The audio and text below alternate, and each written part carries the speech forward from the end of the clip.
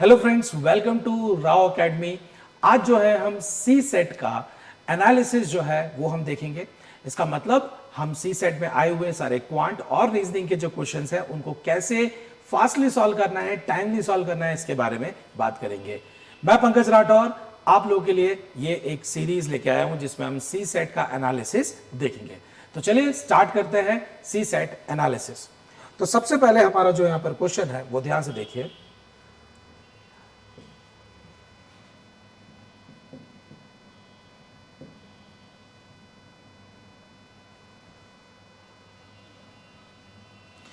Okay, सो यहां पर सबसे पहला जो हमारा क्वेश्चन है वो है the three measuring sticks are 64 centimetre, 80 centimetre and 96 centimetre long. मतलब जो मेजरिंग आपकी जो स्टिक्स है उसका हमें लेंथ दिया हुआ है।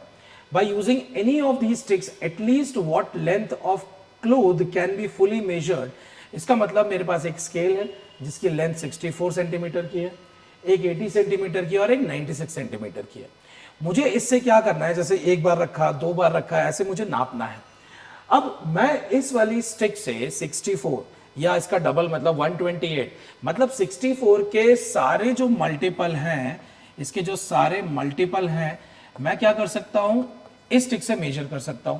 80 के जितने मल्टीपल होंगे मैं 80 वाली स्टिक से मेजर कर सकता हूं, और जो 96 वाला है उससे भी मैं क्या कर सकता हूं, उसके मल्टीपल वाले ही लेंथ के कपड़े को मेजर कर सकता हूं। लेकिन उनका क्या कहना है, कम से कम लेंथ वाला कौन सा कपड़ा होगा जिसे मैं ये तीनों स्टिक से क्या कर पाऊं, मेजर कर पाऊं। इसका मतलब हमारा 64, 80 और 90 का मुझे एक कॉमन मल्टीपल चाहिए होगा, और क्योंकि वो सबसे छोटा कॉमन मल्टीपल चाहिए, इसका मतलब मुझे एलसीएम निकालना पड़ेगा। तो चलिए 64, 80 और 96 का हम यहां पर एलसीएम निकाल लेते हैं। अगर मैं यहां पर डिवाइड करता हूं 2 से, ये 32 हो जाता है, ये 40 हो जाता है और ये 48 हो जाता है। फिर 2 से डिवाइड करते हैं, ये 16 हो गया, 20 हो गया और ये 24 हो गया। फिर 2 से डिवाइड किया, 8 हो गया, 10 हो गया और 12 हो गया। फिर 2 से डिवाइड किया तो 4 हो गया, 5 हो गया और 6 हो गया। हम फिर 2 से डिवाइड कर सकते हैं, ये 2, 5 और 3 हो गया। 2 से डिवाइड किया 1, 5 और 3, इसका मतलब यहाँ पर ये 3, 5 और 1, 2, 3, 4, 5, 6, ये इतने सारे 2s को मुझे मल्टीप्लाई करना पड़ेगा। तो एलसीएम कितना आ जाएगा, 2 की पावर 6 इंटू 5 और 3, मतलब यहाँ पर मुझे 15 से इसको मल्टीप्लाई करना है। तो 2 की पावर जो 6 होता है वो 64 होता है, इंटू 15 करना है। तो देखिए 15 4 60, 0 6, 15 6 इज 9, 15 6 इज व्हाट 90 एंड 96 हो गया हमारे पास। 960 आ रहा है, सेंटीमीटर में आ रहा है, लेकिन ऑप्शन में अगर हम देखें तो सारे मीटर में दिए हुए हैं और मीटर में कन्वर्ट करने के लिए मुझे इसको 100 से डिवाइड करना पड़ेगा। सो 9.6 मीटर जो है वो हमारा यहाँ पर आंसर आ जाएगा, जो कि क्या होगा, ऑप्शन सी। चलिए चलते हैं हमारे नेक्स्ट क्वेश्चन पर, और वो हमारा नेक्स्ट क्वेश्चन क्या है, यहाँ पर जो नेक्स्ट क्वेश्चन है दैट इज क्वेश्चन नंबर 7 के बाद आएगा हमारा यहाँ पर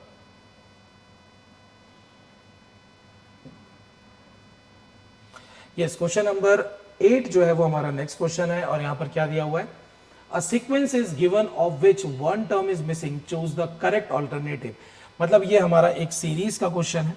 यहां पर अगर आप ध्यान से देखें तो ये अल्फाबेट की जगह आपको एक तरह से क्या दिखने वाला है, दीज आर रोमन नंबर। ये 1, ये 5 और बीच में आपका यहां पर ब्लैंक है और यहां पर एल दिया हुआ है। अगर आप ध्यान से देखें तो ये जो x दिया हुआ है वो इस क्वेश्चन मार्क की जगह आएगा, क्योंकि ये इंक्रीजिंग ऑर्डर में रोमन नंबर लिखे हुए हैं। क्योंकि अगर मैं नॉर्मल यहाँ पर अल्फाबेट्स के कुछ नंबरिंग करूंगा तो यहाँ पर कोई भी लॉजिक नहीं लगेगा। जैसे अगर मैं इसको I मान लेता हूँ, ये 9, V आपका 22 होता है, L आपका 12 होता है, यहाँ पर कुछ भी ऐसा लॉजिक नहीं लगेगा जिससे कि आप क्वेश्चन मार्क को पता लगा पाए। तो चलिए चलते हैं हमारे नेक्स्ट क्वेश्चन पे, और हमारा जो नेक्स्ट क्वेश्चन है वो है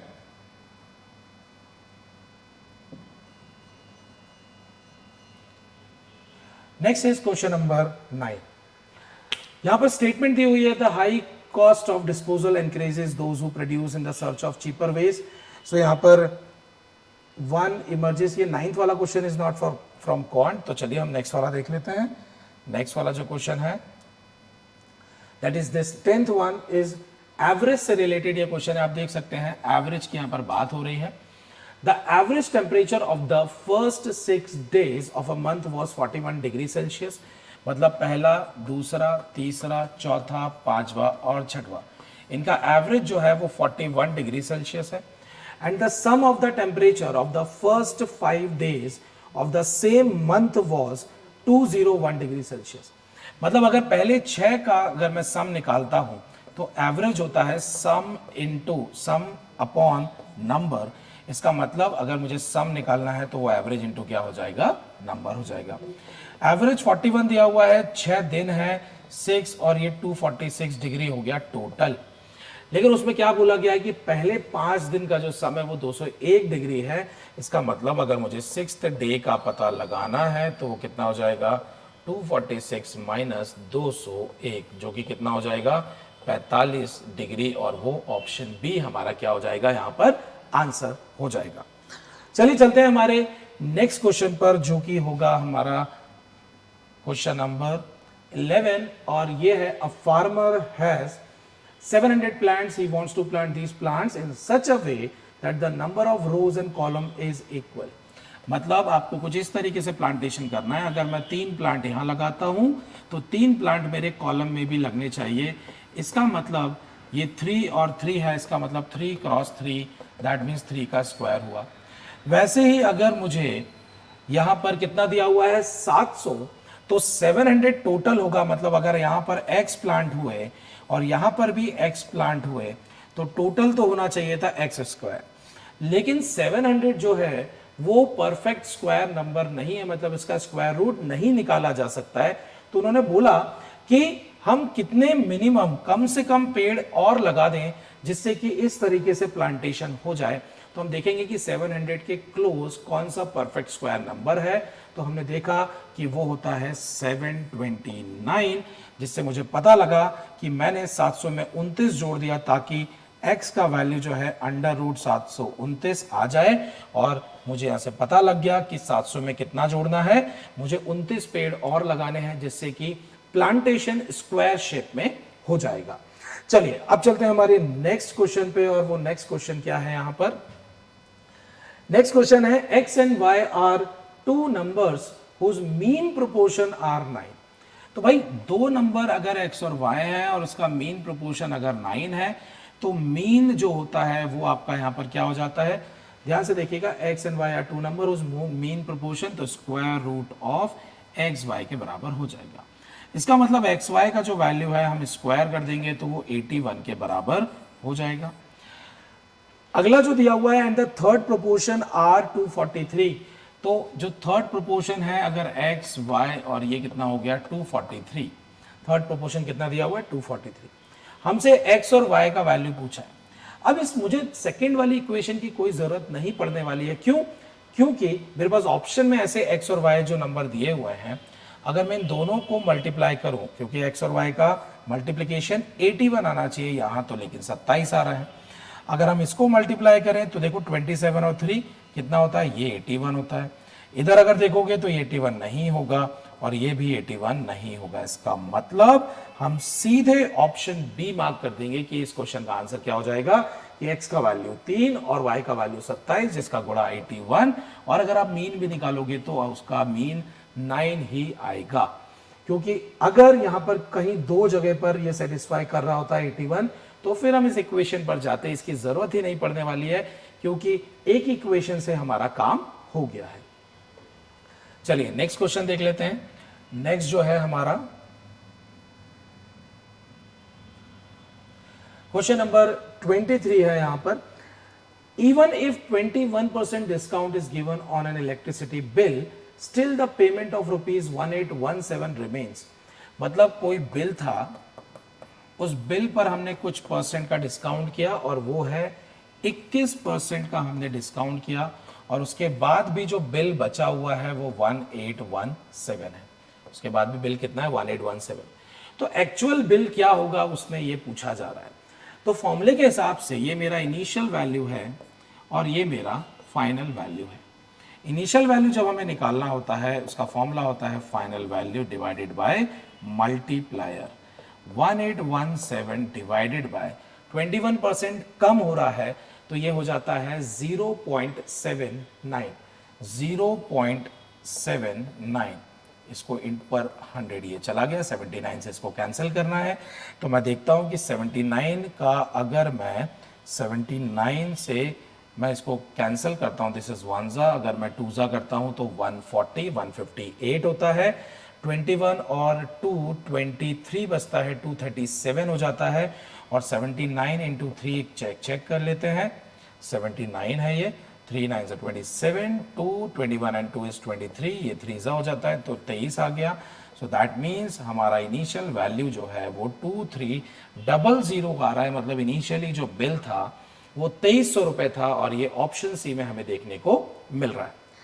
तो चलिए चलते हैं हमारे नेक्स्ट क्वेश्चन पे, और वो नेक्स्ट क्वेश्चन जो है स्लाइड नेक्स्ट वाली जो है 9 पर हमको जाना है। So the average revenue, again question जो है वो एवरेज से है। The average revenue of company for 7 consecutive year is 79 lakh. मतलब पहला, दूसरा, तीसरा, चौथा, पांचवा, छठवा और सातवां, पूरे 7 साल का जो एवरेज है, पूरे 7 साल का जो एवरेज है वो कितना दिया हुआ है, 79 दिया हुआ है। इसका मतलब अगर मुझे सम निकालना हो तो 79 इंटू 7 करके मैं यहां पर सम निकाल सकता हूं, क्योंकि एवरेज जो है वो 79 दिया था।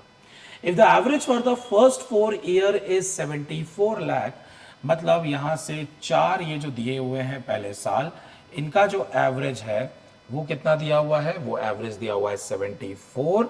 और अगर मैं यहां पर सम निकालना चाहूं तो वो हो जाएगा 74 इंटू 4।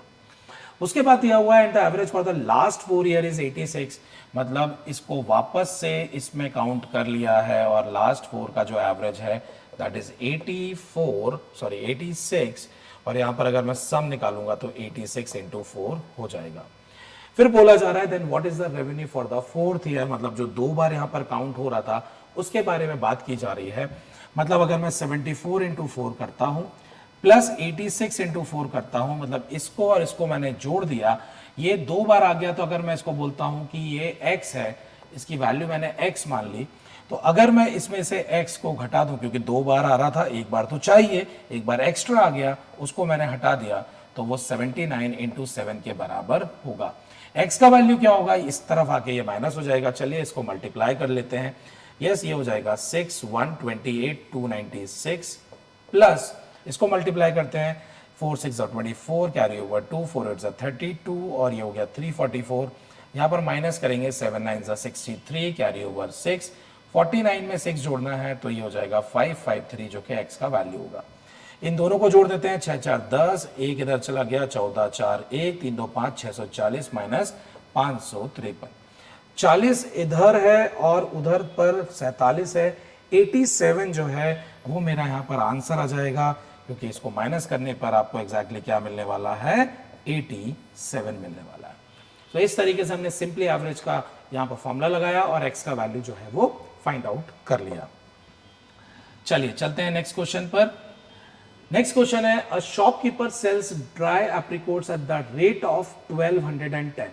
तो वो सेल कर रहा है, दैट मींस ये क्या दे रखा है, ये यहां पर आपको सेलिंग प्राइस दे रखा है जो कि है 1210 रुपए। फिर क्या दिया हुआ है, एंड बियर्स 12% लॉस। ये बेचने पर कितना लॉस होता है, ये बेचने पर लॉस हो रहा है 12%। फिर इसके बाद दिया हुआ है कि now he has decided to sell at the rate of ₹1331। उसने बोला कि अब मुझे 1331 पर बेचना है, ये एसपी न्यू हो गया। और ये बोला जा रहा है so what will be the result, भाई लॉस होगा या प्रॉफिट होगा, एग्जैक्टली ये कहानी। तो सबसे पहले वाले केस को अगर हम देखें तो यहां से मुझे पहले सीपी पता लगाना पड़ेगा, और सीपी का फॉर्मूला होता है एसपी अपॉन मल्टीप्लायर। एसपी कितना है 1210, ये कितना हो जाएगा, ये हो जाएगा 12% कम करेंगे 100 में से तो 88 हो जाएगा। 88 नीचे, ऊपर 100 से गुणा कर देंगे। 11 से कैंसिल किया, 11 8 जा 110 आ गया। इसको 4 2 जा कर दिया, ये 25 आ गया, और 2 से कैंसिल कर दिया तो 55 आ गया। यस, 25 5 जा 125 कैरी ओवर 12, 25 5 जा 125, 125 में 12 जोड़ दिया तो 137। इसका मतलब सीपी जो है वो आ चुकी है 1375। फिर मैं देखता हूं कि जो नई वाली सेलिंग प्राइस है वो 1331, इससे कम है, मतलब लॉस होगा। और लॉस अगर होगा तो मेरे पास दो ऑप्शन है लॉस के, अगर एक ही होता तो हम सीधे मार्क कर देते हैं। चलिए लॉस निकाल लेते हैं। लॉस कितना होगा? सीपी 1375 है, एसपी 1331 है। सो लॉस परसेंटेज क्या हो जाएगा यहां पर? दोनों का डिफरेंस। तो दोनों का डिफरेंस कितना हो जाएगा? यहां पर आ जाएगा 44 और सीपी कितना है? 1375 इंटू कितना हो जाएगा? 100%। 25 5 जा 125 होता है, 12 125, ये 55 आ गया, ये हो गया 4। 11 5 जा 11, 4 जा 16 अपॉन 5, 5 3 जा 15.2, और अगर आप ध्यान से देखें 3.2% का लॉस ऑप्शन डी में दिया हुआ है। ये बहुत ही सिंपल क्वेश्चन है, सिर्फ छोटी छोटी एक एक लाइन है कि भाई पहले एक केस दिया, उससे आपने सीपी निकाल लिया, दूसरे केस में उस सीपी को और एसपी को यूज करके आपने लॉस या प्रॉफिट का पता लगा लिया, और हमने देखा इस क्वेश्चन में तो लॉस आ रहा है। चलिए नेक्स्ट क्वेश्चन चलते हैं। नेक्स्ट क्वेश्चन है, इफ अ शॉपकीपर, अगेन यहां पर प्रॉफिट एंड लॉस से रिलेटेड है। If a shopkeeper sells an item for rupees 1600, selling price कितना दिया हुआ है? 1600, which is marked as rupees 2000। तो जो मार्क प्राइस था वो कितना था? 2000। तो 2000 को कम करके हमने 1600 में बेच दिया, मतलब हमने 400 का क्या कर दिया? डिस्काउंट दे दिया। Then how much discount is he offering? तो डिस्काउंट अगर परसेंटेज पता लगाना है तो डिस्काउंट हमेशा कैलकुलेट किया जाता है आपके मार्क प्राइस पर, क्योंकि उसी पर डिस्काउंट हम लगाते हैं। 0 0 0 कैंसिल, ये आ गया आपका 1/5, और 1/5 जो होता है वो आपका 20% होता है। सो ऑप्शन बी जो है वो आपका यहां पर आंसर हो जाएगा। आप चाहे तो मल्टीप्लायर से भी कर सकते थे कि मल्टीप्लायर होता है आपका final value divided by initial value, ये कैंसिल हुआ, यहां से 4 को 16, 5 मल्टीप्लायर 4/5 आया। इससे हम फ्रैक्शन पता लगाते हैं कि 5 से 4 कितना कम है? एक कम है, अपॉन में 5 ही रहेगा, और 1/5 जो है वो 20% का डिस्काउंट यहां पर हो जाएगा। तो ये दो मेथड हैं, आप इस मेथड से भी क्वेश्चन को सॉल्व कर सकते हैं और इस मेथड से भी क्वेश्चन को सॉल्व कर सकते हैं। चलिए नेक्स्ट क्वेश्चन देख लेते हैं यहां पर। ठीक है, चलिए तो अब चलते हैं हमारे क्वेश्चन नंबर 27 पे, और यहां पर क्या दिया हुआ है कि Daljit lent rupees 10,800 to Jabir for 3 years and Kabir lent rupees 7,500 for 2 years at the same rate. ये बहुत इंपॉर्टेंट है कि यहां पर क्या दिया हुआ है? सेम रेट दिया हुआ है। सेम रेट का मतलब ये हुआ कि भाई आर जो है वो दोनों में ही सेम लगने वाला है। तो अगर मैं बोलता हूं कि 10,800 या 10,800 जो है वो प्रिंसिपल है, जिस पर हम 3 साल के लिए इंटरेस्ट लगा रहे हैं, लेकिन रेट ऑफ इंटरेस्ट कितना है? आर है। प्लस अगर हम यहां पर ऐड करते हैं 7,500 जो है वो प्रिंसिपल है नेक्स्ट फॉर 2 year, और इस पर भी रेट जो है वो 8% का लग रहा है। फिर बोला जा रहा है कि जो टोटल इंटरेस्ट यहां पर हमको मिल रहा है दैट इज 1422। इसका मतलब अगर मैं इन दोनों को ऐड कर दूं, मतलब ये जो है वो पहला सिंपल इंटरेस्ट और ये है दूसरा सिंपल इंटरेस्ट, दोनों का जो सम है वो 1422 आएगा। अगर ये 1422 आएगा तो देखो हम कैसे सॉल्व करेंगे। मैं यहां से आर कॉमन ले लूंगा, इवन ये जो दो जीरोज हैं वो भी हमारे कॉमन होंगे, लेकिन आपको पता है कि जब हम सिंपल इंटरेस्ट का फॉर्मूला लगाते हैं तो ये जो R% है ये अपॉन में क्या दे देता है? 100 दे देता है, और अगर ये अपॉन में 100 दे देता है तो यहां पर क्या हो जाएगा? ध्यान से देखिए, इसको मुझे अंडू करना पड़ेगा। यस, सो यहां पर अपॉन में 100 आ जाता है R% का, और यहां पर भी क्या आ जाएगा? 100 आ जाएगा। ये 2 0 यहां से कैंसिल, ये 2 0 यहां से कैंसिल। नाउ 1422 यहां से मैं R कॉमन ले लेता हूं, और ब्रैकेट में देखो क्या हो जाएगा? 108 का ट्रिपल दैट इज 324 प्लस 75 का डबल दैट इज 150। दोनों को ऐड करेंगे तो कितना हो जाएगा? ये 300 में 100 जोड़ा तो 400, 474। आर का जो वैल्यू है वो देखो कितना हो जाएगा? 1422 डिवाइडेड बाय 474। अब 474 का अगर मैं ट्रिपल करता हूं तो एक बार चेक कर लेते हैं, क्योंकि मुझे ऑप्शन में 43 दिख रहा है। 474 इंटू 3 ट्राई करके देख लेते हैं। 3 4 are 12, carry over 1, 21 plus 1 is 22, carry over 2, 12 and 2 is 1422, मतलब ये 3 टाइम्स में चला गया है। दैट मीन्स मेरा आंसर जो है वो कितना हो जाएगा? 3%। दैट इज ऑप्शन सी जो है वो हमारा यहाँ पर करेक्ट आंसर हो जाएगा। चलिए अब चलते हैं हमारे नेक्स्ट क्वेश्चन पर। ये हमारा क्वेश्चन नंबर 27 हो गया है और now will go to the question number 28। TSD time speed distance chapter का ये क्वेश्चन है। रिलेटिव स्पीड का कॉन्सेप्ट लगेगा, ध्यान से देखिएगा। A thief stops a policeman from a distance of 150 metre. So thief और पुलिसमैन के बीच में जो गैप है वो 150 मीटर का है। This is policeman, this is thief, 150 metre का गैप है।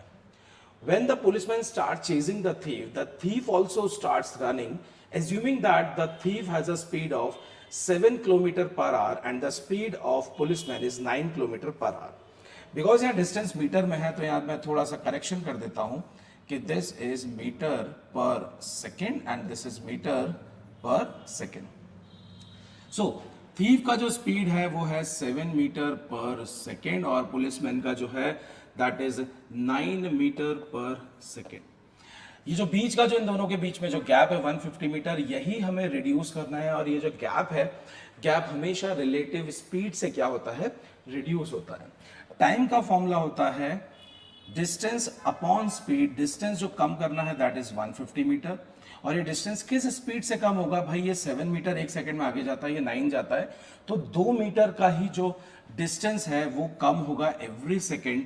दैट मीन्स 9 माइनस 7, तो मैं यहां पर अगर देखता हूं तो ये 2 आ जाएगा, डिवाइड करेंगे तो 75 सेकेंड आ जाएगा.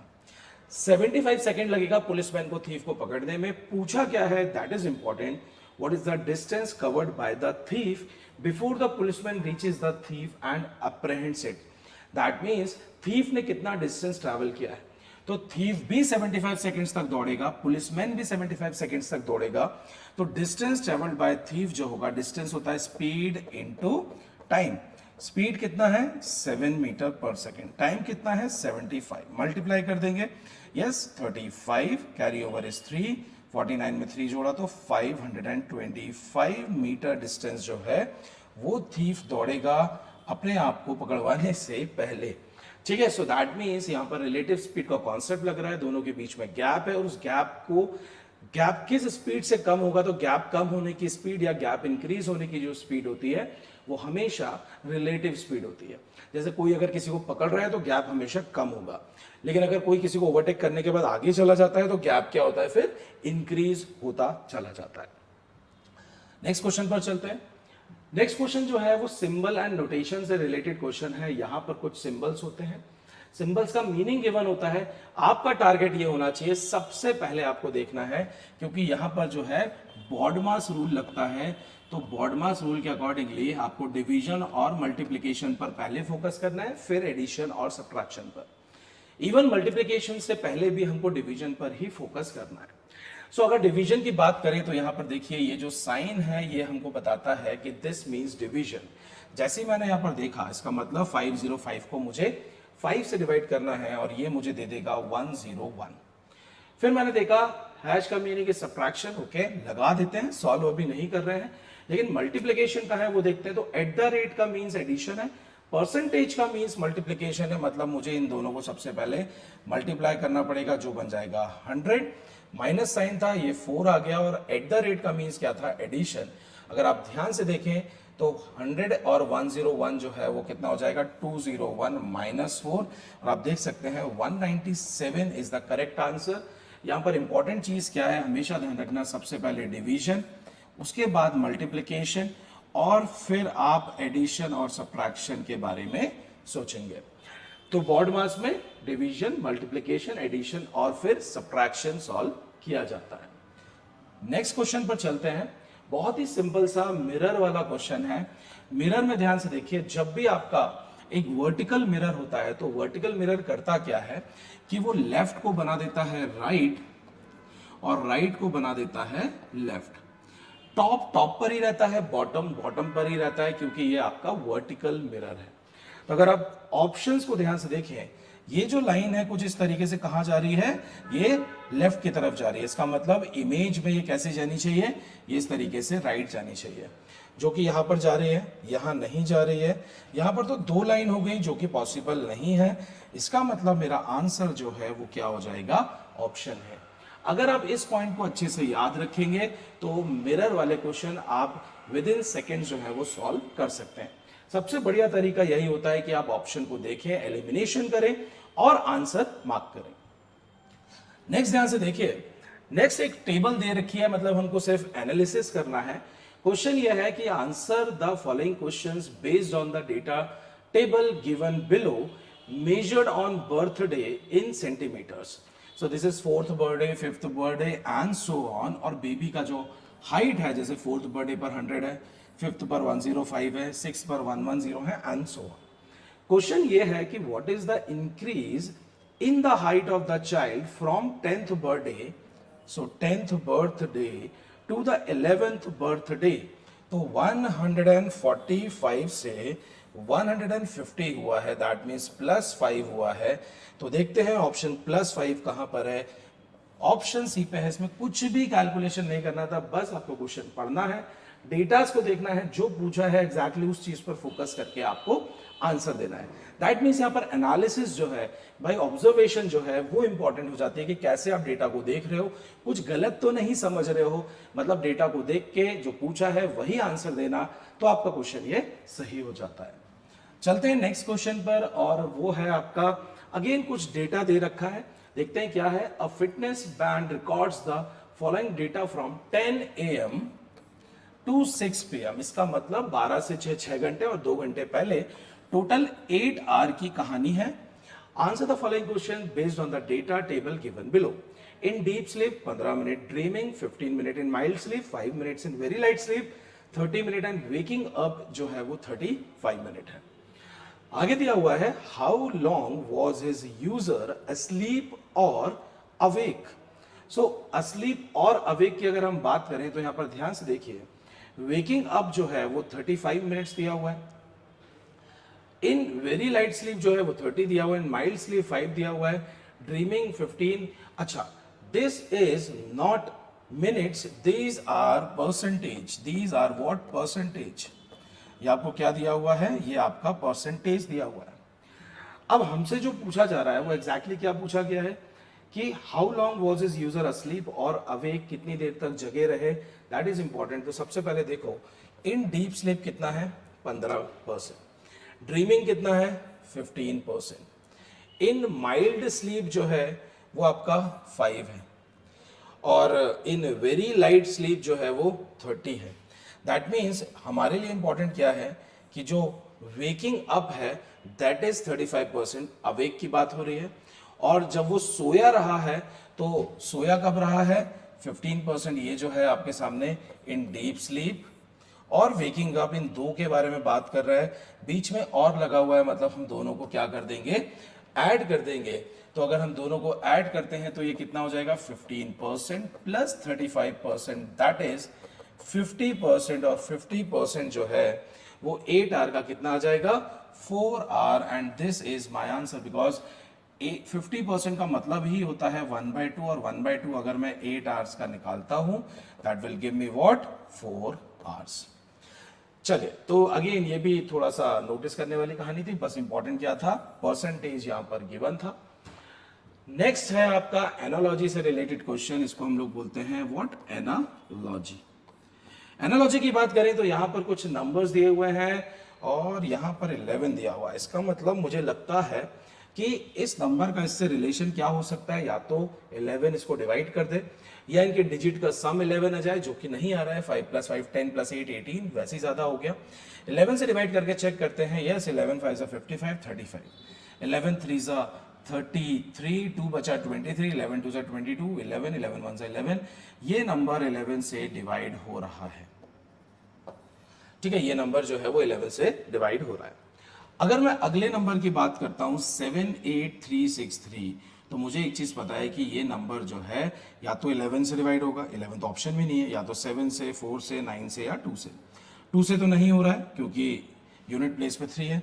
9 से चेक कर लेते हैं, 7 + 8 15, 15 और 3 18, 18 + 3 21 + 6 27।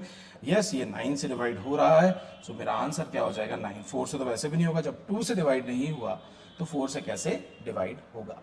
सो यहां पर आंसर जो है क्वेश्चन नंबर 42 का क्या आ गया है, ऑप्शन बी, सिंपली डिविजिबिलिटी से रिलेटेड ये क्वेश्चन था। डिविजिबिलिटी से रिलेटेड क्या था, ये क्वेश्चन था। नेक्स्ट आ जाते हैं, choose the odd number from the given alternatives. Odd number मतलब यहां पर 4 नंबर्स हमारे सामने गिवन है, 3 नंबर में एक सेम प्रॉपर्टी होगी, वो एक ग्रुप फॉर्म कर रहे होंगे, और इन 3 नंबर में एक सिमिलर क्वालिटी होगी या सिमिलर कोई प्रॉपर्टी होगी। चौथा नंबर जो होगा उसमें वो प्रॉपर्टी लाइन नहीं करेगी, तो हम उस नंबर को इस ग्रुप से बाहर कर देंगे। तो चलिए ध्यान से देखते हैं यहाँ पर क्या हो रहा है। एक सिंगल नंबर है, ये भी इवन, ये भी इवन, ये भी इवन और ये भी इवन।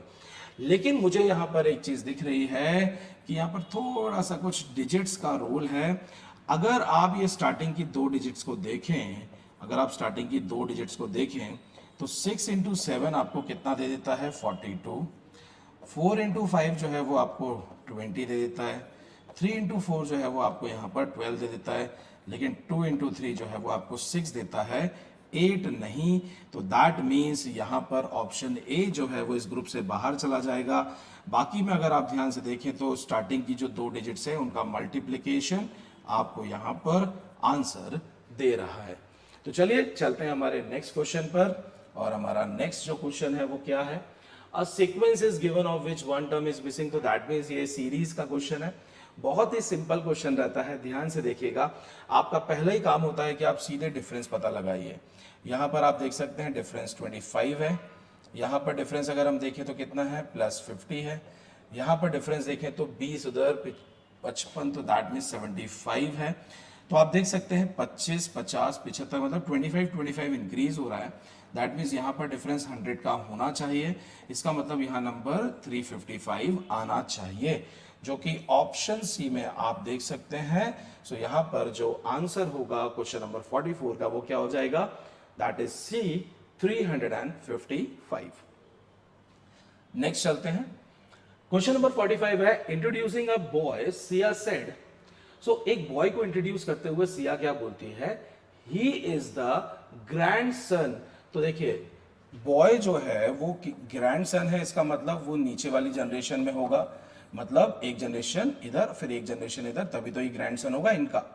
इनका कोई बेटा या बेटी होगी, उनका वो बेटा है, दैट इज क्योंकि बॉय बोला गया है, बॉय है मतलब ये मेल है। ही is the grandson of my father, he is the grandson of my father मतलब मेरे फादर का वो क्या है, ग्रैंडसन है। तो डिपेंड्स, मैं यहां हो सकता हूं या मैं यहां पर भी हो सकता हूं। लेकिन आगे क्या बोला गया है, आई हैव नो सिस्टर्स और brother. So that means Siya जो है वो यहां पर ही रहने वाली है, क्योंकि सिया के ना कोई भाई है और ना ही कोई बहन है। How Siya related to the boy. So जो ये बॉय है उससे सिया कैसे रिलेटेड है, तो introducing a boy Siya said he is the grandson of my father, I have no sister or brother। how is Siya related to the boy। तो ध्यान से देखिए, सिया मेल है या फीमेल ये हमें यहाँ पर अभी समझ में नहीं आ रहा है। और जब ये चीज समझ में नहीं आ रही है, क्योंकि एक चीज क्लियर है कि बॉय जो है वो ग्रैंडसन है, आप देख सकते हैं इंट्रोड्यूसिंग अ बॉय क्लियरली लिखा है। Siya said he is the, तो he is the again boy के बारे में बात हो रही है। ग्रैंडसन यहां पर भी पता लग गया कि he is male. Of my father, मेरे फादर, ये फादर है समझ में आ रहा है। आई हैव नो सिस्टर और ब्रदर, मेरे कोई बहन और भाई नहीं है। How Siya related to the boy, तो बॉय के लिए सिया कौन है, या तो वो मदर या तो वो फादर होंगे। लेकिन अगर आप ऑप्शन देखें ए, बी और सी, 3 ऑप्शन में अगर मदर और फादर दोनों गिवन होता तो मुझे कंफ्यूजन होता, तो मैं कैन नॉट बी डिटरमाइंड लगाता। लेकिन क्योंकि मदर लिखा हुआ है तो मैं ऑप्शन सी को यहां पर क्या कर दूंगा, मार्क कर दूंगा, and this is my answer. Yes, next question जो है वो सिलॉजिज्म से रिलेटेड है। हम सिंपली स्टेटमेंट को पढ़ेंगे और क्लियरली लिखा हुआ है कि all radios are electrical items. So all radios are electrical items. फिर आगे क्या दिया हुआ है, all table lamps are electrical items. So जो टेबल लैम्प्स हैं वो किधर आने वाले हैं, वो इस इलेक्ट्रिकल आइटम्स के अंदर ही आने वाले हैं। 2 पॉसिबिलिटीज हैं, वो या तो इसके साथ जुड़े भी रह सकते हैं या अलग से यहाँ पर जो है टेबल लैंप अलग से भी बन सकते हैं। तो पॉसिबिलिटी क्या है, इधर बन जाए या इनके बिल्कुल अंदर भी बन सकता है, या साथ में पॉसिबिलिटी क्या है कि वो इंटरसेक्शन भी कर सकता है। लेकिन कंडीशन ये है, टेबल लैंप इलेक्ट्रिकल आइटम्स के बाहर नहीं जा सकता, लेकिन रेडियो से दूर रह सकता है और उसके साथ में भी रह सकता है, पूरा उसको अपने अंदर ले सकता है, वो खुद उसके अंदर भी जा सकता है। कंक्लूजन पहली क्या है, some radios are table lamps. अब इस डायग्राम में अगर देखें तो some radios are table lamps यहां पर फॉलो नहीं कर रहा है। जब एक डायग्राम में ये चीज फॉलो नहीं होगी, मैं बोल रहा हूं बाकी 1000 डायग्राम में ये फॉलो कर जाए, लेकिन जब ये एक डायग्राम में फॉलो नहीं कर रहा है, इसका मतलब ये कंक्लूजन ट्रू नहीं होगा। अगले पे चलते हैं। Some table lamps are radios, some table lamps are radios, बिल्कुल नहीं। जब some radios are table lamps नहीं है तो some table lamps are radios कैसे होगा? तो नाइदर 1 नॉट 2 इज ट्रू, यहां पर हमारा ये आंसर आ जाएगा। So option C is the correct answer for this question. चलिए नेक्स्ट चलते हैं। नेक्स्ट है इफ ए मींस, अगेन देखिए ये बॉडमास रूल वाला ही है जो हमने सिंबल नोटेशन का क्वेश्चन किया था। सबसे पहले हमारा दिमाग कहां जाएगा कि डिवीजन कहां है, तो सी का मतलब होता है डिवीजन, यहां पर लिखा हुआ है। सी भाई साहब कहां है? यहां पर 72 को 9 से डिवाइड करना है, आपको कितना मिल जाएगा? 9 8 72। उसके बाद हम देखते हैं डी का मीन्स है मल्टीप्लीकेशन, तो इंटू 2 हो जाएगा। बी जो है वो आपका क्या दिया हुआ है? सब्ट्रैक्शन, दैट इज 6, और ए का मीन्स है एडिशन, और ये हो जाएगा 10। ये हो जाएगा 16, 16 में से 6 गया तो 10, और 10 और 10 कितना हो जाएगा आपका? 20। बहुत ही सिंपल सा क्वेश्चन है, बस ध्यान रखना है बॉडमास रूल का, और क्वेश्चन को आपको जल्दी से जल्दी सॉल्व करना है, क्योंकि ये इजी क्वेश्चन है और इन इजी क्वेश्चंस में आपको अपना टाइम जो है वो बचाना है, ताकि आप बाकी क्वेश्चंस में इस ये जो बचा हुआ टाइम है इसका उपयोग कर पाए, यूज कर पाए, सो दैट जो टफ क्वेश्चंस हैं वो आप क्रैक कर पाए, उनको सॉल्व कर पाए। नेक्स्ट चलते हैं क्वेश्चन नंबर 24, नहीं क्वेश्चन नंबर तो 58 है। Which group of the letter, okay, ये अगेन एक सीरीज वाला क्वेश्चन है जिसमें हमें सीक्वेंस को फिल करना है। इस टाइप के क्वेश्चंस को अगर हम देखें तो यहां पर मुझे ए बी दिख रहा है, यहाँ ए बी दिख रहा है और पी के साथ क्यू दिख रहा है। इसका मतलब पी के साथ मुझे यहाँ पर क्यू आना चाहिए, क्योंकि पी के बाद क्यू आता है। इसका मतलब लास्ट में अगर आप ध्यान से देखें तो ये दो ऑप्शन है, मतलब ऑप्शन सी और ऑप्शन ए को मैं एलिमिनेट कर दूंगा। पी क्यू और ए बी के बीच में एक गैप है, और यहां पर भी अगर मैं देखता हूं ए बी और पी क्यू के बीच में गैप है, और यहां पर भी जो है वो एक गैप है। इसका मतलब सेकेंड और सेकेंड लास्ट जो है वो लगभग सेम होना चाहिए। सेकेंड जो है और सेकेंड लास्ट जो है वो सेम होना चाहिए, जो कि ऑप्शन डी में मेरे को दिख रहा है। और एक बार डाल के हम लोग देख लेते हैं इस ऑप्शन को, that is C R C R. So C A B cab R P Q, C A B cab R P Q, इसका मतलब ऑप्शन डी जो है वो हमारा करेक्ट आंसर है। आपने देखा किस तरीके से मैंने ऑप्शंस को एलिमिनेट किया, किस तरीके से मैंने क्वेश्चंस को एनालाइज किया, और उसके बाद यहां पर आंसर देखिए मैंने कितनी आसानी से दे दिया, और ये बहुत ही इजीली क्वेश्चन सॉल्व हो गया। आपको भी इसी तरीके से जो है क्वेश्चंस को पिक करना है, इक्वेशंस देखनी है, या साथ में आपको ऑप्शंस देखने हैं और क्वेश्चन को इजीली सॉल्व करना है।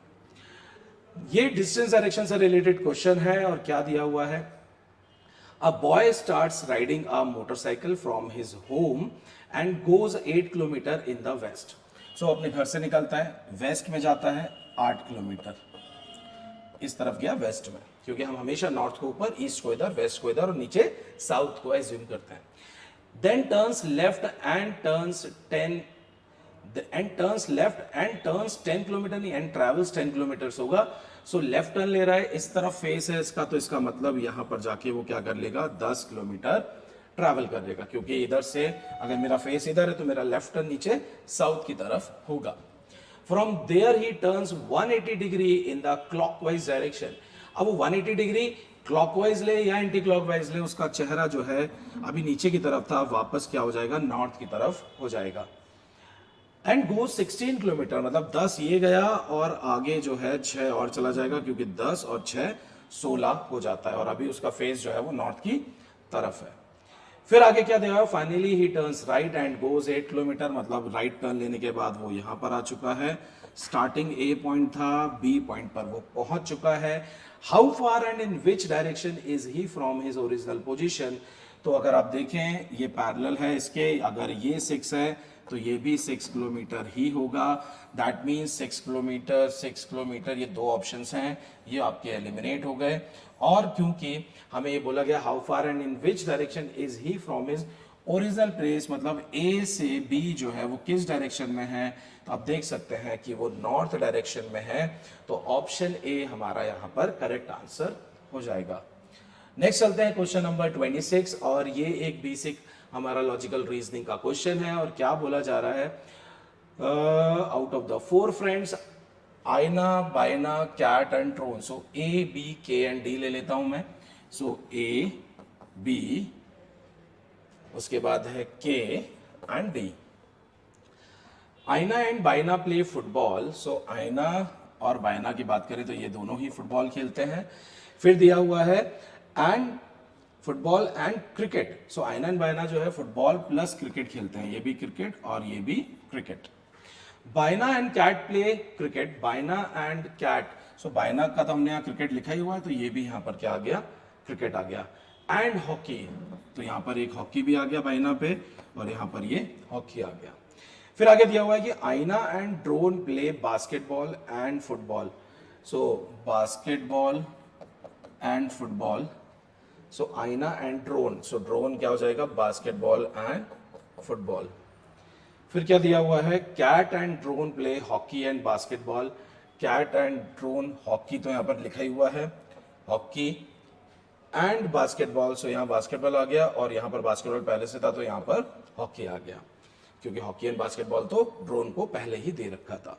क्वेश्चन नंबर 61 क्या बोलता है कि who does not play hockey.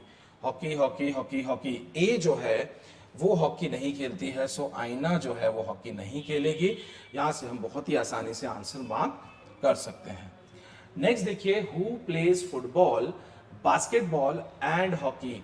तो एफ, बी और एच कहां पर है वो हमें देखना है। तो एफ, बी और एच, एफ, बी और एच जो है वो यहाँ डी पे दिया हुआ है। एफ या तो बी या तो एच पहले से ही नहीं था, एफ एच है लेकिन बी नहीं है, एच और बी है लेकिन एफ नहीं है। इसका मतलब हमारा आंसर क्या हो जाएगा, ड्रोन। तो अगला वाला जो क्वेश्चन है उसका आंसर क्या हो जाएगा यहाँ पर, option A, that is Drone. Next है, what game do Baina, Kat and drone play. So B K D का हमें म्यूचुअल निकालना है। बी के डी मतलब इन तीनों में कॉमन क्या है। सो अगर आप देखते हैं फुटबॉल यहाँ नहीं है, यहाँ है क्रिकेट, क्रिकेट नहीं है, हॉकी, हॉकी और हॉकी ये कॉमन है तीनों का, बीकेडी का। इसका मतलब इस क्वेश्चन का हमारा जो आंसर है वो क्या हो जाएगा, ऑप्शन बी, कि ये बी, के और डी जो है वो कौन सा गेम खेलते हैं, दैट इज हॉकी यहां पर खेलते हैं। तो देखिए एक बहुत ही बेसिक सा लॉजिकल रीजनिंग का क्वेश्चन था, जिससे आपने क्या किया, उसको पजल को आपने सॉल्व किया और वहां से समझा और 3 क्वेश्चन जो है वहां पर बने और तीनों क्वेश्चन आपने आसानी से सॉल्व कर दिया। नेक्स्ट है डिस्काउंट से रिलेटेड क्वेश्चन और ये क्या दिया हुआ है, the discount of 3% is given on the price of one item. मतलब अगर प्राइस जो था वो 100 रुपए था, डिस्काउंट 3% का दे दिया तो कितना हो जाएगा, ये 97। फिर क्या बोला जा रहा है, what should be the percentage increase to get back the old value. मतलब 97 को अब इंक्रीज करके 100 बनाना है। कितना इंक्रीज करना है, 3 इंक्रीज करना है। इनिशियल वैल्यू कौन हो गया, 97 से 100 पर जाना है, इनटू कितना हो जाएगा 100%, 300 अपॉन 97%। अगर ये अपॉन में 100 होता तो आंसर 3 आता, लेकिन ये 100 से थोड़ा छोटा है, मतलब मेरा आंसर 3 से थोड़ा सा बड़ा आएगा और 3 से थोड़ा सा बड़ा अगर आएगा तो ऑप्शन सी जो है वो मेरा आंसर हो जाएगा। पूरा सॉल्व करने की जरूरत नहीं है, क्योंकि जब सिंपली हम देख सकते हैं कि आंसर मेरा 3 तो नहीं आएगा। 3 कब आता, जब नीचे 100 होता। अगर 100 से थोड़ी बड़ी वैल्यू होती तो डी आता, क्योंकि 3 से थोड़ा छोटा होता। 7 तो बिल्कुल ही पॉसिबल नहीं है, इसका मतलब मेरा आंसर यहां पर 3.09 होगा।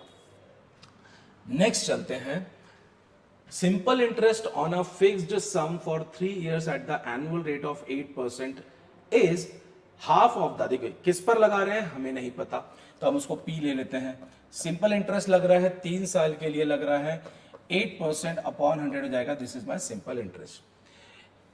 ये जो है क्या दिया हुआ है, simple interest on a fixed sum for 3 years at the annual rate of 8% is half of the compound interest received at an amount of rupees 16,000 for 2 years at 10%। अगर ये हाफ है तो मैं इसको क्या कर दूंगा, इसको मैं डबल कर दूंगा, क्योंकि क्लियरली बोला गया है कि this simple interest is half of the compound interest received at an amount of 16,000 for 2 years at 10%। तो हम इस पर कंपाउंड इंटरेस्ट निकाल लेते हैं 16,000 पर। रेट ऑफ इंटरेस्ट कितना दिया हुआ है 10%। तो पहले साल आप देखेंगे कि 1600 आपका इंटरेस्ट आएगा, दूसरे साल 1600 इंटरेस्ट तो आएगा, लेकिन साथ में पहले इंटरेस्ट पर भी इंटरेस्ट लगेगा, जो कि कितना हो जाएगा 10% के हिसाब से अगर हम देखें तो 160 हो जाएगा। मतलब 3200 प्लस 160 कितना हो जाएगा आपका 3200 प्लस 160 हो जाएगा, क्योंकि दोनों को जोड़ा तो 3200 और यहाँ पर कितना आएगा 160। तो ये हो जाएगा 0633603 यहाँ पर आपका कंपाउंड इंटरेस्ट हो गया 2 साल का। What is the amount given at simple interest, मतलब हमसे यहाँ पर पी जो है वो पूछा जा रहा है। तो अब एक काम करते हैं, हम इसको कैंसिल करने की कोशिश करते हैं। अगर मैं इसको 8 से कैंसिल करता हूं तो ये हो जाएगा, 4 से कैंसिल करते हैं, काम करते हैं, 4 2 ज़ा 8, यस, 4 8 ज़ा 32, 116, 4 4 ज़ा 16 और ये हो गया 0। 2 से कैंसिल करते हैं 420 हो गया, अगेन 2 से कैंसिल कर देता हूं ये 210 हो गया, 3 से कैंसिल करता हूं तो ये 70 हो गया। और अगर आप देखें तो P का जो वैल्यू है वो 70 इंटू 100 मतलब 30 हो गया। प्रिंसिपल जो है वो आपका 7000 हो गया। ऑप्शन सी जो है वो हमारा यहाँ पर करेक्ट आंसर हो जाएगा। आप देख सकते हैं, इंपॉर्टेंट है ये जो मैंने कंपाउंड इंटरेस्ट निकाला है, आप अगर इस तरीके से कंपाउंड इंटरेस्ट निकालते हैं तो बहुत आसान हो जाता है और ये बहुत ही बढ़िया सा मेथड होता है। नेक्स्ट है, the price of an adult ticket is ₹1600 and that of child is ₹1200। मतलब एडल्ट का जो टिकट है वो 1600 है, चाइल्ड का जो है वो 1200 है। यहाँ पर क्लियरली दे रखा है कि 2 एडल्ट पर जो है एक चाइल्ड फ्री रहता है।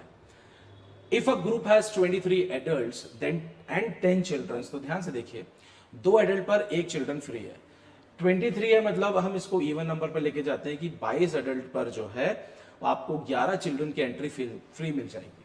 या पहले से सिर्फ 10 ही चिल्ड्रन है, इसका मतलब 10 के 10 फ्री जाने वाले हैं। जब 10 के 10 फ्री जाने वाले हैं तो एग्जैक्टली यहाँ पर डिस्काउंट पूछा जा रहा है, तो जो फ्री हमको चीज मिली है वही डिस्काउंट है। एक चिल्ड्रन का किराया 1200 था, तो 10 चिल्ड्रन का जो किराया है वो 1200 इंटू क्या हो जाएगा 10 हो जाएगा, डिवाइडेड बाय ये जो फ्री मिला है डिस्काउंट वो किस पर मिला है, जितना पैसा हमने पे किया होगा। हमने 23 एडल्ट्स का जो पैसा है वो 1600 के रेट से मैंने क्या कर रखा है, पे कर रखा है। यही आपका क्या हो जाएगा, डिस्काउंट हो जाएगा, इनटू क्या कर देंगे 100%। ध्यान से देखिए ये 2 0 कैंसिल हो गया, 4 3 हो गया, 4 4 16 हो गया। इसको अगर मैं 4 से डिवाइड कर देता हूं तो ये आपका 25 हो जाएगा। सो 25 इंटू 3 75, सो 750 डिवाइडेड बाय कितना हो जाएगा 23। अगर मैं इसको डिवाइड करता हूं और ये परसेंटेज साइन आ गया है, हमारे पास 1 2 3 4 जो है वो ऑप्शन है। सो 23 4 अगर हम करते हैं, यहाँ पर 4 तो दिख ही नहीं रहा है, लेकिन 23 3 जो है वो 69 होता है।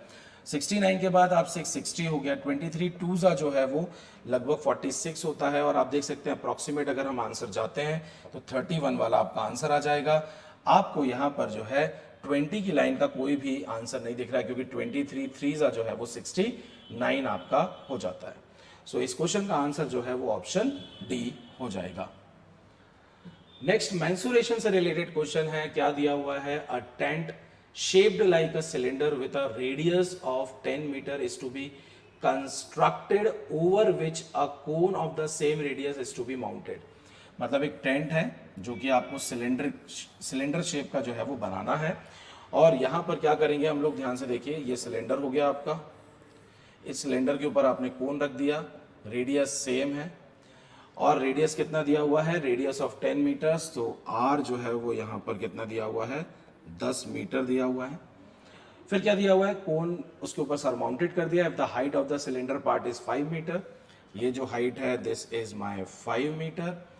उसके बाद दिया हुआ है and the slant height of the conical part is 15 metre, ये जो स्लैंट हाइट है वो 15 मीटर है। Then how many canvas will be required to make this tent, how much canvas होना चाहिए, count 20% extra canvas for bending and swing. So 20% हमें बाद में एक्स्ट्रा भी लेना पड़ेगा, ये एक एड ऑन वहां पर दे दिया है। सबसे पहले यहाँ जो सरफेस एरिया है किसका, सिलेंडर का, वो लगेगा और कोन का सरफेस एरिया लगेगा। सो अगर हम देखें तो एक होता है हमारा कोन का जो सरफेस एरिया का formula, that is pi R L plus यहाँ पर क्या हो जाएगा 2 पाई आर एच, ये हो गया सिलेंडर का सरफेस एरिया। पाई 22/7 लेना है, तो अगर मैं दोनों से पाई को कॉमन ले लेता हूं तो 22/7 बाहर आ गया, ब्रैकेट में रेडियस जो है वो 10 है, इंटू 15 हो गया। यहाँ से पाई कॉमन ले लिया था तो 2 इंटू रेडियस 10 है और आपका हाइट जो है वो 5 है। 50 दो 100 हो गया, 150 हो गया, 250 हो गया। ये 22/7 इंटू कितना हो गया, ये 250। इसमें 20% एक्स्ट्रा लेना है तो 20% मतलब मैं यहाँ पर क्या करूंगा, इनटू कर दूंगा 1.2 से, क्योंकि 20% बढ़ाना मतलब आप 1.2 से इनटू यहाँ पर कर सकते हैं। अपॉन में आ गया 10, 0 से 0 कैंसिल हो गया। दैट मीन्स 25 इंटू 12 करना है, 25 4 सा 100 होता है, तो ये हो जाएगा आपका 300। सो 300 इंटू 22 अपॉन कितना हो जाएगा 7। सो 600 और 22 3 सा इज 66, 6600 अपॉन 7। ये 20% मैं बढ़ा चुका हूँ। 7 से डिवाइड करना है, 7 9 सा 63 और 900 की लाइन में अगर मैं देखूं तो मुझे एक ही आंसर दिख रहा है, ऑप्शन डी। पूरा कैलकुलेशन करने की कोई जरूरत नहीं है, सीधे आंसर मिल चुका है ऑप्शन डी। नेक्स्ट है find the two numbers whose sum is 29। तो हमें दो नंबर ऐसे चाहिए जिसका सम कितना हो 29। 20 प्लस 5 सम नहीं है 29। 20 प्लस 9 यस है। 25 प्लस 4 यस है। 10 प्लस 10 20 नहीं है। दो ऑप्शन तो हमने पहली कंडीशन से ही एलिमिनेट कर दिए। एंड द प्रोडक्ट इज 100, दोनों का प्रोडक्ट 100 होना चाहिए। इसमें प्रोडक्ट कितना आने वाला है 180, यहां पर कितना आने वाला है 100। ये कंडीशन फुलफिल हो रही है ऑप्शन सी में जाके, तो ऑप्शन सी हमारा यहां पर क्या हो जाएगा, करेक्ट आंसर हो जाएगा। नेक्स्ट क्वेश्चन पर चलते हैं 69, और क्या दिया हुआ है कि find the measure of the central angle of the sector. तो ध्यान से देखिए, ये एक सर्कल है, ये आपका थीटा पता लगाना है, और क्या दिया हुआ है, उस सर्कमफेरेंस इज 25 सेंटीमीटर। सर्कमफेरेंस क्या होगा, ये r plus r, so circumference of this sector is 2r plus ये रेडियस और रेडियस ये वाला, और ऐसे मैं इसको थोड़ा आपको कलर डिफरेंट करके बता देता हूं कि किस तरीके से यहां पर जो है आपको, दिस इज द सर्कमफेरेंस। सो यहां पर क्या हो जाएगा, अब अगर हम ध्यान से देखें 2r प्लस, आपको पता है पूरा सर्कमफेरेंस कितना होता है 2 पाई r, तो आपको simply theta upon 360 degree into क्या करना है 2 पाई r। सर्कमफेरेंस दिया हुआ है 25, रेडियस दिया हुआ है 7, तो 7 2 14 हो गया, प्लस थीटा अपॉन 360, यही तो पता लगाना है हमको, इंटू 2 पाई r दिया हुआ है, सो ये हो जाएगा आपका कितना 2 इंटू 22 अपॉन 7 इंटू 7, सो 22। इसको यहां पर सॉल्व कर लेते हैं। सो 25 से 14 इधर जाके माइनस होगा, तो 6 प्लस 5 कितना हो जाएगा, एक तो 11 बच जाएगा, is equal to theta upon 360 into 2 pi r है, so 2 into 22 upon 7 into r दिया हुआ है 7, 7 से 7 कैंसिल हो गया, 11 से मैंने ये कैंसिल कर दिया, 2 हो गया, 2 2 4, 4 9 हो गया, ये 90। थीटा की वैल्यू देखो कितना आ जाएगा, यहाँ पर थीटा आ जाएगा आपका 90 डिग्री। सो ऑप्शन डी जो है वो हमारा यहाँ पर करेक्ट आंसर आ जाएगा। सो ऑप्शन डी जो है वो 90 डिग्री इस क्वेश्चन का हमारा आंसर हो गया। नेक्स्ट है, if in a 2 digit number the digit y is at place of the unit digit, मतलब एक 2 डिजिट नंबर है, y आपका यूनिट डिजिट पर है, और digit 5 is at the tens place, digit 5 जो है वो यहाँ पर टेंस प्लेस पर है, देन द नंबर इज, तो वंस प्लेस वाली जो और टेंस प्लेस वाली जो डिजिट होती है, टेंस प्लेस वाले पे हम 10 मल्टीप्लाई करते हैं, वंस प्लेस वाले पे हम सिंपली 1 मल्टीप्लाई करते हैं। So my answer is what 50 plus y। तो ये जो नंबर है वो किस फॉर्म में होगा, नंबर जो है वो 50 plus y, that means option C जो है वो हमारा यहाँ पर करेक्ट आंसर हो जाएगा। बहुत ही सिंपल सा ये हमारा क्वेश्चन है। नेक्स्ट चलते हैं, in the first 39 overs of a cricket match the run rate was 4.6 run पर ओवर। इसका मतलब टोटल अभी तक जो रन बन चुके होंगे वो कितना हो जाएगा 4.6 इंटू 39। आगे दिया हुआ है calculate the expected run rate to reach the target of 252 runs. इसका मतलब मुझे 252 में से इसको क्या करना होगा, सब्ट्रैक्ट करना होगा। तो अगर मैं इसको सब्ट्रैक्ट करूंगा तो मुझे पता लग जाएगा कितने रन और चाहिए, जिसे मुझे 11 ओवर में क्या करना है, बनाना है। तो सबसे पहले मैं इसको सॉल्व करके देख लेता हूं कितना हो जाएगा। सो 39 इंटू 46 या 6 9 54 4 5, ये हो जाएगा आपका 36 and 18 54 plus 5 59, carry over again 5, 12 and 5 is 179.4 आ रहा है। पॉइंट में जा रहा है जो कि पॉसिबल नहीं है क्योंकि रन कभी भी ऐसे पॉइंट में नहीं आते हैं। सो 179.4 हो रहा है। 179.4 जो है मैं उसको 252 में से सब्ट्रैक्ट करूंगा कि इतना रन जो है वो हमें और बनाना है। तो देखते हैं, हो सकता है अप्रोक्सीमेशन में शायद आंसर चला जाए। 0.6 11 ये हो जाएगा 2, 4 14 हो जाएगा, ये बचेगा 7। सो दैट मीन्स 72.6 जो है वो हमें रन बनाने हैं, 11 ओवर में बनाने हैं। तो 72.6 डिवाइडेड बाय क्या हो जाएगा, 11। 11 1 11, 11 6 66, 4 यहाँ पर कितना हो जाएगा 66 फिर बन गया, तो 11 6 what 66। So my answer is what 6.6। ये बस थोड़ा सा गड़बड़ है, लेकिन अगर हम मैथमेटिक्स लगा रहे हैं तो अल्टीमेटली जो आंसर चाहिए वो हमें यहां पर मिल चुका है, 6.6।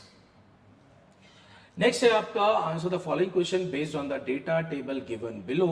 यहां पर category A class 5, category B class 5, category C and so on दे रखा है। What is the corresponding ratio of boys and girls. So total हमें यहां पर क्या करना होगा, एडिशन करना है बॉयज का और गर्ल्स का और उसका रेशियो निकालना है, बॉयज पहले और गर्ल्स बाद में। तो चलिए एडिशन कर देते हैं। यहां पर ये 5 5 10 10 और 10 20 25। सो यहां पर हो गया 5, कैरी ओवर इज 2 के बाद ये 3 4 5 6 7 8 9 10, 105 आ गया। और 105 के बाद यहां पर आना है 20 30 40 50 60 70 70 और 100 100 100 100 115, 115 कैंसिल करेंगे। 21 इस टू कितना आ जाएगा 23। ऑप्शन आप देख सकते हैं सी में दे रखा है। मैंने जैसे ही पहला सॉल्व किया था तो मुझे पता लग गया था कि 105 जो है वो 21 का मल्टीपल होता है। पहले ऑप्शन में 21 कहीं और नहीं, सिर्फ ऑप्शन सी में दिया था। अगर मैं टोटल गर्ल्स नहीं भी करता यहाँ पर तो भी मैं इजीली आंसर कर सकता था, लेकिन क्योंकि मुझे आपको सॉल्व करके बताना था तो मैंने दोनों को ऐड करके आपको यहाँ पर बता दिया है। नेक्स्ट क्वेश्चन है answer the following questions based on the table given below. और यहां पर मार्क दिया हुआ है कि 40 एंड अबव जो है वो 20 स्टूडेंट्स हैं, 30 एंड अबव जो है वो 45 है, मतलब उसमें ये 20 भी इंक्लूडेड है। तो अगर हमें रेंज पता लगानी है, किसी के बीच का पता लगाना है कि 30 40 के बीच में कितने लाई करेंगे, तो हम 45 में से 20 सब्ट्रैक्ट कर देंगे। क्वेश्चन क्या है, how many students have scored 20 और मोर, यहां से ऊपर की तरफ जाना है, बट लेस देन 40, मतलब इस 40 के ऊपर जो है वो हमें नहीं जाना है, सिर्फ यहां तक पता लगाना है। इसका मतलब 20 एंड अबव अगर हम देखें तो यहां से यहां तक 62 है और इसके ऊपर जो है ये 20 है जो मुझे नहीं चाहिए। तो मैं 62 में से क्या करूंगा 20 जो है वो सब्ट्रैक्ट कर दूंगा और मेरा जो आंसर है वो कितना आ जाएगा 42 आ जाएगा। देखिए बहुत ही इजी क्वेश्चन था, बस इंपॉर्टेंट था इसको समझना कि एग्जैक्टली ये नंबर्स जो गिवन है इनका मीनिंग क्या है। नेक्स्ट क्वेश्चन है आपका 39 और यहां पर दिया हुआ है ईयर दिए हुए हैं 11 12 13 14 15। ग्रॉस डोमेस्टिक प्रोडक्ट जो है उसका rate of increase in percentage दिया हुआ है, दैट मींस ये 6% इंक्रीज। -3 मतलब डिक्रीज है, 5 मतलब इंक्रीज, 4 मतलब इंक्रीज और -7 मतलब क्या हो जाएगा decrease. If the countries gross domestic product was $8 trillion by the end of 2013। सो यहां पर ध्यान से देखिए 2013 के एंड में है, मतलब 5% इंक्रीज हो चुका है। तो इसका मतलब मुझे 5% पर डील नहीं करना है, इंक्रीज होने के बाद जो है $8 ट्रिलियन हो चुका है। How much was it at the beginning of 15 and होता तो ये 7% कम हो जाता, लेकिन बिगिनिंग मतलब क्या हो जाएगा कि 14 बस एंड हुआ है, इसका मतलब सिर्फ 4% का इंक्रीमेंट होगा, उसके अलावा हमें कुछ भी नहीं करना है। ये 8 से कम है, ये 8 से कम है, ये 8 से ज्यादा और ये 8 से ज्यादा है। तो मुझे 8 को कितना इंक्रीज करना है, सिंपली 20% इंक्रीज करना है। ध्यान से देखिए हम इसको सॉल्व करते हैं। 12 8 जा जो है वो कितना हो जाएगा 1.24% करना था मैंने, तो यहां पर 20% इंक्रीज कर दिया, 20% नहीं, मुझे यहां पर 4 क्योंकि सिर्फ ओनली 4% इंक्रीज करना है। तो यहाँ पर 8 4 जा 32 कैरी ओवर 3 8 0 तो ये हो गया 3 8 1 जा 8 8.32 जो है वो यहाँ पर मुझे क्या मिल जाएगा, मुझे आंसर मिल जाएगा 8.32 trillion dollar. That means option A जो है वो यहाँ पर हमारा करेक्ट आंसर हो जाएगा। चलिए this is the last question. So क्या क्वेश्चन है यहाँ पर, सब्जेक्ट दे रखे हैं English, Hindi, mathematics, science and art, score दिया हुआ है, फिर ये बोला जा रहा है कि 5 marks are to be deducted, this is important, deducted from the average of the marks obtained by a student due to insufficient attendance. तो सबसे पहले तो हमें यहां पर क्या करना पड़ेगा, सबसे पहले इसका एवरेज निकालना पड़ेगा। एवरेज क्या होता है, सिंपली हमें एडिशन करना होता है और डिवाइड बाय 1 2 3 4 5 करना होगा। 5 5 10 10 and 10 20 कैरी ओवर इज 2, फिर 6 और 7 13 13 and 4 is 17 17 and 7 is 24 24 plus 7 is 31 plus 2 is 330 आ गया। एवरेज अगर हम बात करें तो 330 डिवाइडेड बाय कितना हो जाएगा, 1 2 3 4 5 5 6 30 30 66 जो है वो एवरेज आ गया। लेकिन अटेंडेंस कम होने के कारण we have to subtract 5 marks from the average. So ultimately जो आंसर है वो 61 होगा, ना कि 66। दोनों ऑप्शन दे रखे हैं तो हमारे इस क्वेश्चन का आंसर जो है वो ऑप्शन डी हो जाएगा। तो आई थिंक आप लोगों को अच्छे से समझ में आ गया होगा कि किस तरीके से क्वेश्चंस को पिक करना होता है, कैसे एक एक लाइन को तोड़ते हुए समझना होता है। मैंने यहाँ पर बहुत सारे क्वेश्चंस में कुछ डिफरेंट मेथड यूज किए थे जिससे कि आप क्वेश्चंस को बहुत ही मिनिमम टाइम में सॉल्व कर सकते हैं। तो I think C set qualify करने के लिए आपको सबसे पहला काम यही करना है कि आप बेसिक क्वेश्चन को पहले पिक करें, उनको पहले सॉल्व करें, फिर टफ क्वेश्चन पर जाएं, क्योंकि बेसिक क्वेश्चन वहां पर इतने तो होते हैं जिससे कि आप एक अच्छा स्कोर जो है वो ला सकते हैं, सो दैट आप जो है एग्जाम को इजीली क्वालिफाई कर पाए। तो चलिए मैं अलविदा लेता हूं, मिलते हैं फिर अगले वीडियो पे। Thank you very much.